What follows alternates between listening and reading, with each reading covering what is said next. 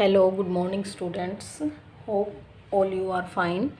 EMR TGT maths की जो हमने सीरीज स्टार्ट की हुई है उसी को आगे कंटिन्यू करते हुए हम नेक्स्ट चैप्टर स्टार्ट करें। इससे पहले हमने किया था लीनियर इक्वेशंस इन टू वेरिएबल्स। ठीक है, इससे पहला जो चैप्टर हमने किया था linear equation in two variable किया था। आज हम करेंगे pair of linear equation in two variables. तो पेयर लीनियर इक्वेशन हम पढ़ चुके हैं कैसे किस फॉर्म की होती है, ax plus b y plus c is equal to 0 form की। ठीक है, तो आज हम पेयर का मतलब क्या होता है कि दो इक्वेशंस होंगे हमारे पास। First equation is a1x plus b1y plus c1 is equal to 0 and second is a2x plus b2y plus c2 is equal to 0। दो पेयर ऑफ इक्वेशन हमारे पास सेम इक्वेशंस रहेंगी, वेरिएबल सेम रहेंगे, लेकिन जो कांस्टेंट जो उनके कोफिशिएंट्स रहेंगे वो डिफरेंट कांस्टेंट वैल्यू भी डिफरेंट रहेगी और उनके कोफिशिएंट्स भी डिफरेंट रहेंगे। अब देखिए दोनों इक्वेशंस हमारे पास दो टाइप की होती है, या तो वो कंसिस्टेंट होंगी या इनकंसिस्टेंट होंगी। ठीक है, कंसिस्टेंट होंगी तो कौन कौन सी कंडीशंस होंगी और इनकंसिस्टेंट होंगी तो कौन सी कंडीशंस होंगी, देख लीजिए। First, intersect. कंसिस्टेंट में दो टाइप होती हैं, फर्स्ट इज़ इंटरसेक्ट एंड दूसरी इज़ कोइंसिडेंस लाइन और डिपेंडेंट भी हम इनको बोलते हैं। इंटरसेक्ट लाइन कौन सी होती हैं, जब इस टाइप की दो लाइनें मिले हमें a1/a2 not equal to b1/b2, जो कोफिशिएंट्स ऑफ x और y के हैं उनको हम इस फॉर्म में लिखेंगे a1/a2 not equal to b1/b2, तो वो हमारे पास कौन सी इक्वेशन होगी, इंटरसेक्ट। ठीक है, और इंटरसेक्ट जो इक्वेशंस होती हैं उनका हमारे पास यूनिक सॉल्यूशन आता है। ठीक है, जब हम आगे क्वेश्चंस करेंगे तो आपको क्लियर हो जाएगा। अभी तक आप ये कंडीशंस याद रखेंगे। कई बार हमें डायरेक्ट यही कंडीशन से, मान लीजिए एग्जांपल कोई भी क्वेश्चन देता है और बोलता है कि यूनिक सॉल्यूशंस बताइए कि कौन सी इक्वेशन के होंगे, या फिर यूनिक सॉल्यूशन के लिए कौन सी एक कंडीशन सेटिस्फाई करेगी। तीन कंडीशंस तो ये दे देंगे, चौथी कोई और दे देंगे और आपको बोला जाएगा कि इंटरसेक्ट के लिए कौन सी कंडीशन फुलफिल करेगी। तो अगर हमें पता है तो हम डायरेक्ट टिक करके जा सकते हैं आगे, और अगर नहीं पता तो फिर समस्या हो जाएगी, क्योंकि सारे एक जैसे ही दिखेंगे, हमें नहीं पता कौन सा है। तो इंटरसेक्ट के लिए कौन सी कंडीशन होती है, a1/a2 not equal to b1/b2 होता है, और उसका सॉल्यूशन कैसा होता है, यूनिक सॉल्यूशन, मतलब एक ही सॉल्यूशन आएगा उसका। नेक्स्ट इज कोइंसिडेंट लाइन, जिसको हम डिपेंडेंट भी बोलते हैं।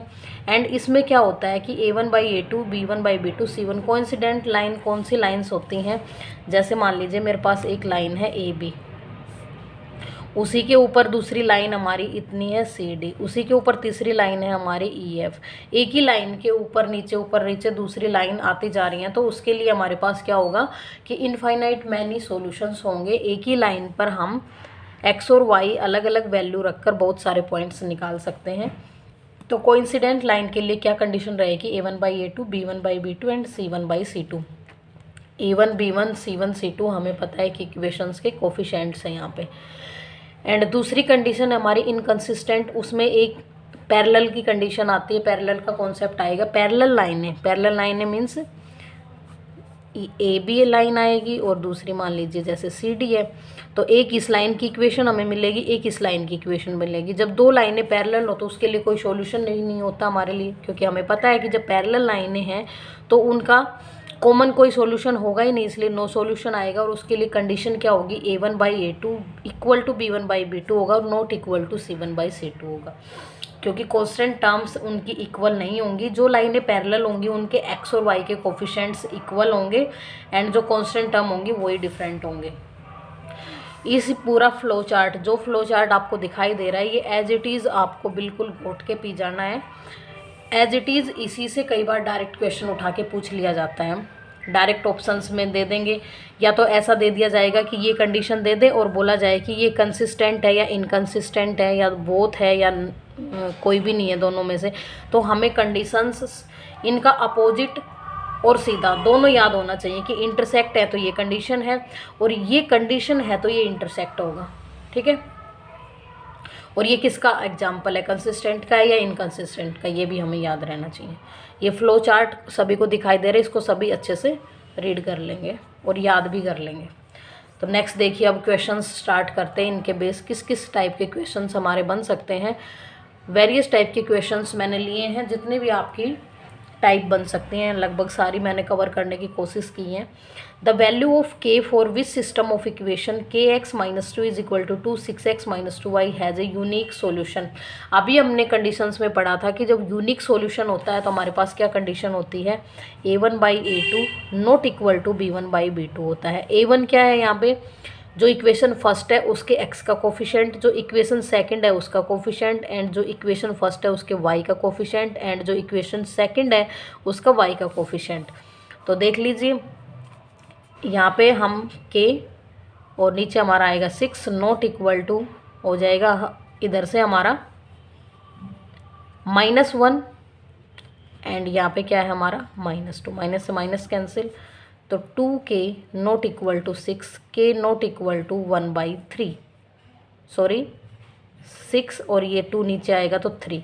k की वैल्यू 3 नहीं हो सकती, बाकी कुछ भी हो सकती है। k की वैल्यू जो x का कोफिशेंट है वो 3 नहीं हो सकता, मीन्स अगर वो 3 हो जाएगा तो ये हमारी पैरेलल लाइन की कंडीशन बन जाएगी, क्योंकि कोफिशेंट्स का रेशो सेम हो जाएगा। तो k की वैल्यू हम 3 नहीं रख सकते यहाँ पे इस कंडीशन से। ये हमें तभी पता चलेगा, तब यूनिक सॉल्यूशन की कंडीशन हमें याद होगी तो ही हम क्वेश्चन सोल्व कर पाएंगे। ठीक है, होप समझ आ गया होगा, इजी कॉन्सेप्ट है। नेक्स्ट जो क्वेश्चन है, if am not equal to bl then the system of equation ax by not equal की कंडीशन हमने किस में पढ़ी थी। अब देखिए इसको सोल्व करते, दो इक्वेशंस है मेरे पास, a1/a2 not equal to b1/b2 हमें लाना है, क्योंकि नॉट इक्वल की बात हो रही है तो इसलिए हमने नॉट इक्वल पहले ही लगा लिया। अब a1 चेक करते हैं कि क्या ये इन इक्वेशन को सेटिस्फाई करेगा। a1 a है, a2 क्या है, l है, नॉट इक्वल टू b1 क्या है, b, एंड b2 क्या है, m। क्रॉस मल्टीप्लिकेशन करेंगे, am not equal to bl, same जो क्वेश्चन में बोला गया था वही हमारा निकल के, सॉरी देखिए a1/a2 not equal to b1/b2 था। a की वैल्यू हमारे पास यहाँ से, a की वैल्यू हमारे पास इस वाली इक्वेशन से a है, एंड a2 की वैल्यू l है, a2 की वैल्यू l है, एंड हमारे पास b1 की वैल्यू b है, एंड b2 की वैल्यू m है। क्रॉस मल्टीप्लिकेशन किया, जो इक्वेशन में दिया हुआ था वही हमारे पास आ गया। तो हमारा सॉल्यूशन क्या हो जाएगा, यूनिक सॉल्यूशन हो जाएगा, क्योंकि नॉट इक्वल की कंडीशन किस में होती है, यूनिक सॉल्यूशन में। नेक्स्ट क्वेश्चन देखिए, the area of triangle formed by the line ax plus by is equal to 1 with the coordinate axis a। ठीक है, तो हम जब भी हमें एरिया निकालना होगा तो हम क्या करेंगे, एक बार x को 0 पुट कर लेंगे, एक बार y को 0 पुट कर लेंगे। जब मैंने यहाँ पे x को 0 पुट किया तो y is equal to 1/b आ गया मेरे पास, और y को अगर मैंने 0 पुट कर लिया तो x is equal to, x को जब मैंने 0 पुट किया तो y की value 1/b I, and y को 0 पुट किया तो x की वैल्यू 1/a आई। ठीक है, अब x की वैल्यू मेरे पास 1/a है, यहाँ पे ले लेंगे, और y की 1/b है, यहाँ पे ले लेंगे। ये हमने दोनों को मिला दिया तो हमारे पास ट्रायंगल बन गई। अब इस वाली ट्रायंगल का ट्रायंगल बनी है तो ये यहाँ पे 90 डिग्री का एंगल बना हुआ है, और ट्रायंगल किसी भी राइट एंगल ट्रायंगल का फॉर्मूला क्या होता है, क्षेत्रफल निकालने का, एरिया निकालने का, 1/2 बेस इंटू हाइट। बेस कितना है 1/a और हाइट कितनी है 1/b, 1/2 into 1/a into 1/b, 1/2ab is answer. ठीक है, 1/2ab is answer. Next question देखिए, the area of the triangle formed by the lines x is equal to 3 and y is equal to 4 and y equal to x is equal to y पे बताना है हमें। दिया हुआ है x equal to 3 है, मान लीजिए यहाँ पे है ये 1, ये 2 और ये 0, हमारा y 1 2 3 एंड y क्या आएगा 4 यहाँ पे आएगा हमारा। तो x इज इक्वल टू 3 दिया है, y इज इक्वल टू 4 दिया है, ये कोऑर्डिनेट आएगा 3 4 हमारे पास। अब इसने बोला है कि उस एरिया का, सॉरी उस जगह का एरिया निकालिए जहाँ पे x और y इक्वल हो, जहाँ पे x और y इक्वल हो हमें वहाँ का एरिया निकालना है। x और y इक्वल किस पे होंगे 1 एंड 1, एक्स और वाई कब इक्वल होंगे? जब दोनों का 1 यूनिट माप होगा। तो 1 यूनिट होगा तो क्षेत्रफल का फॉर्मूला अभी मैंने बताया था, एरिया का 1 × 1 1/2 स्क्वायर यूनिट हमारा आंसर आ जाएगा। ठीक है, इसमें अगर कंडीशन x = y नहीं देता तो हम x की वैल्यू 3 एंड y की 4 लेके ही निकालते, एरिया 1/2 3 × 4 करके निकालते। लेकिन अब की बार कंडीशन क्या दे दी? x = y लेना है तो x = y सिर्फ 1 पे ही होगा, बाकी पे नहीं होगा। ठीक है, आई होप आपको समझ आया होगा। नेक्स्ट जो क्वेश्चंस है इंपॉर्टेंट क्वेश्चन, हम उनको नेक्स्ट वीडियो में करेंगे। तो आपका टाइम वेस्ट ना करते हुए मैं यही वीडियो को समाप्त करती हूँ। तो आज जितना भी हमने किया है, कॉन्सेप्ट सीखा है, दो उसमें हमने फ्लो चार्ट देखा था, वो आप अच्छे से याद कर लोगे, बिल्कुल रट लोगे उसको, और कुछ क्वेश्चंस डिस्कस किए हैं उनको देख लोगे। नेक्स्ट वीडियो में इसी क्वेश्चंस की सीरीज़ को हम कंटिन्यू रखेंगे। अगर आपको एफर्ट्स पसंद आ रहे हैं तो do like, share and subscribe. Thanks a lot.